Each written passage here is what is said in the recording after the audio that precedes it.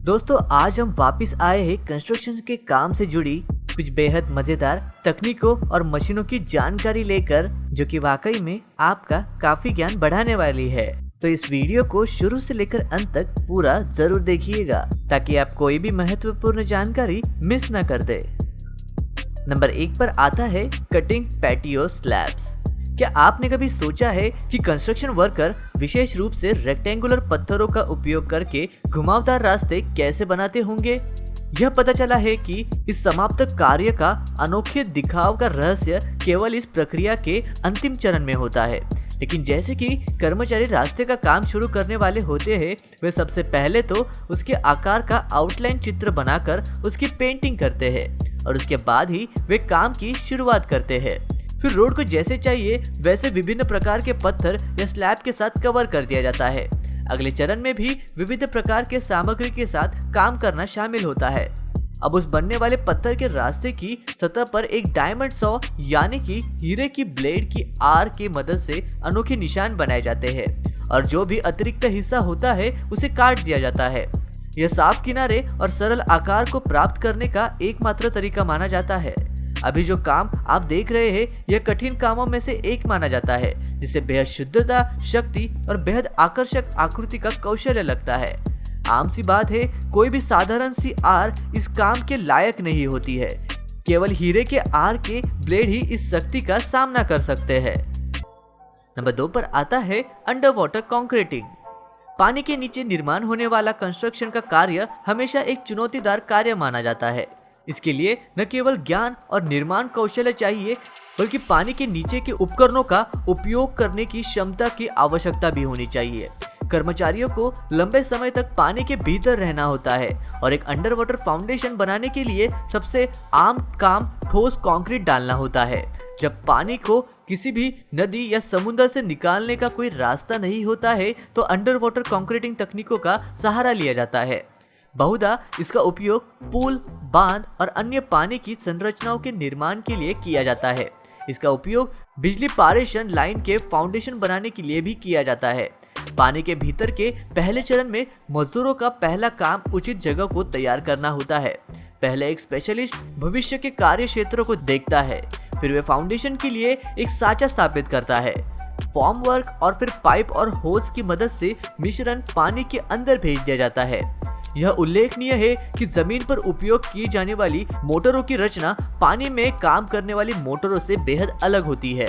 पानी में काम करने वाली मोटर में अधिक ठोस और कम पानी और सीमेंट होता है, जो कि अंत में हमें ठोस कंक्रीट फाउंडेशन बनाकर देता है।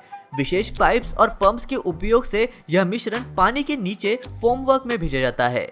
आश्चर्यजनक रूप से यह काम 30 मीटर तक की गहराई पर किया जा सकता है।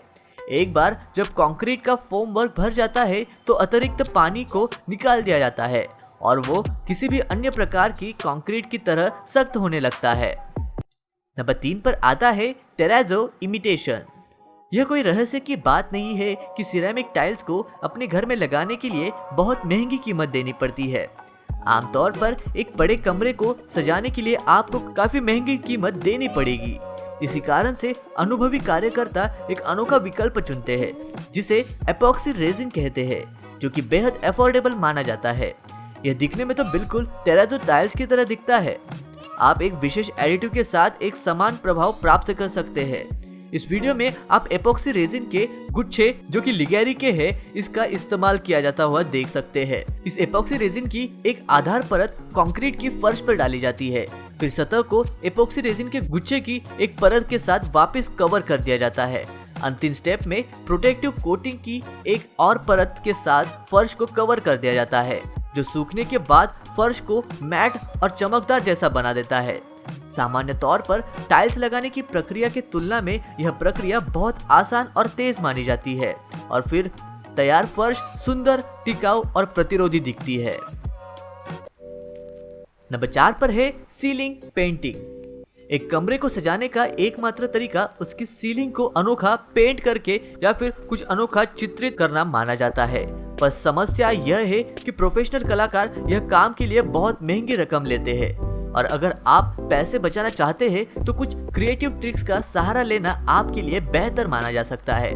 उदाहरण के लिए यह मामूली कामगार सीलिंग पर बादल और आकाश के प्रभाव का इफेक्ट देने के लिए अपने हाथों से बनाए गए इस कार्डबोर्ड का उपयोग अनोखे रूप से कर रहा है। यह तो देखने में ही बेहद वास्तविक लग रहा है, जिसे आप भी जरूर ट्राई कर सकते हैं।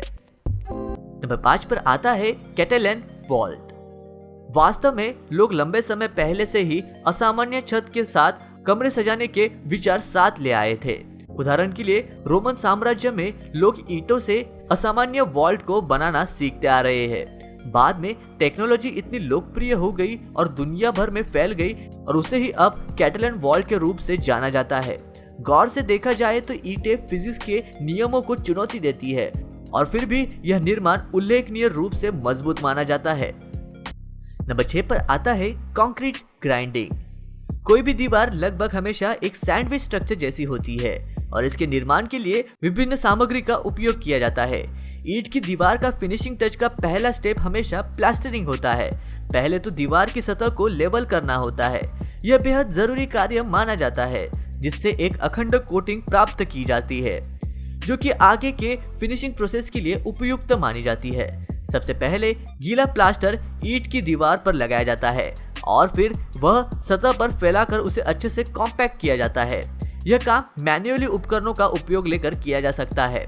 कर्मचारी जो इस काम को किसी भी कंस्ट्रक्शन साइट पर उसकी गति और उसकी उत्पादकता बढ़ाने चाहते हैं, वे इस प्लास्टर फिनिशिंग मशीन की तरह अधिक उत्पन्न उपकरणों का उपयोग करना चुनते हैं। इस मशीन की गति से दीवार की सतह का काम 70% की औसत से बेहद आसानी से हो जाता है।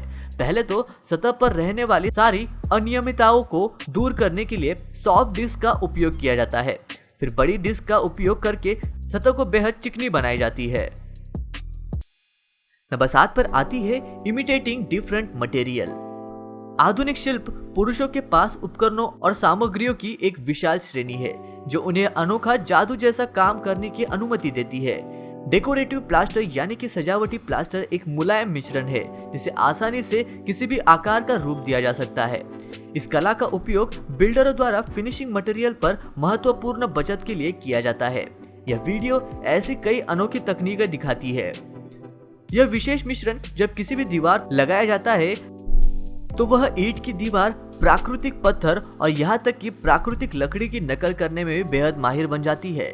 तैयार सतह पर विभिन्न फिनिशिंग पेंट और पाउडर के इस्तेमाल से यह सतह और भी प्राकृतिक यानी कि नेचुरल और रियलिस्टिक लगती है, जो कि विशेष रूप से प्राकृतिक सामग्री की नकल करने के लिए बनाई गई है। नंबर 8 पर आती है पेंटिंग द वॉल।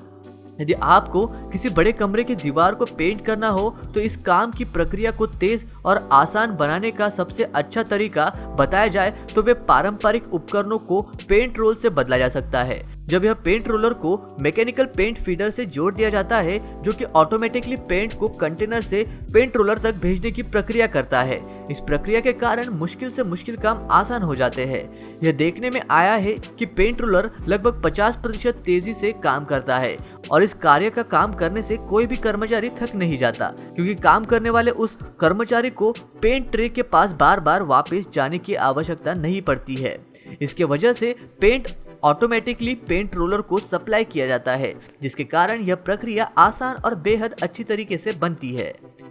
नंबर 9 पर आता है प्लास्टरिंग। इस वीडियो में पहले ही हमने आपको बताया था कि फिनिशिंग वॉल में सबसे पहला स्टेप हमेशा प्लास्टरिंग का होता है। यदि आप पहले से ही सोच रहे हो कि यह काम किस प्रकार किया जाता है, तो शायद ये वीडियो आपके सभी सवालों का जवाब दे सकता है। पहले की प्रक्रियाओं में बहुत अधिक समय तक का काम किया जाता था, क्योंकि कामगारों को साधारण उपकरणों का उपयोग करना पड़ता था, पर आज सौभाग्य से अधिक कुशल कार्य तकनीकों का निर्माण हुआ है। उदाहरण के लिए यह सॉल्यूशन एक विशेष मिश्रण हॉपर में मिलाया जाता है और वे एक पंप से जुड़ा हुआ होता है, जो पाइप की नली से नली के माध्यम से सामग्री को बाहर स्प्रे करता है। यह ध्यान दिया जाता है कि हॉपर को हर जगह ले जाने की आवश्यकता नहीं होती। पंप की शक्ति ज्यादा होती है, जो कि आमतौर पर पाइप की नली के माध्यम से मिश्रण को कई मंजिल ऊपर तक ढकेलने के लिए पर्याप्त होती है। दोस्तों, आज के वीडियो में बस इतना ही। यदि आपको ये वीडियो अच्छी लगी तो इस वीडियो को लाइक करके हमें ज़रूर सपोर्ट करिएगा, और यदि आपको ऐसी और वीडियोस देखनी है तो हमारे चैनल को सब्सक्राइब करना मत भूलिएगा।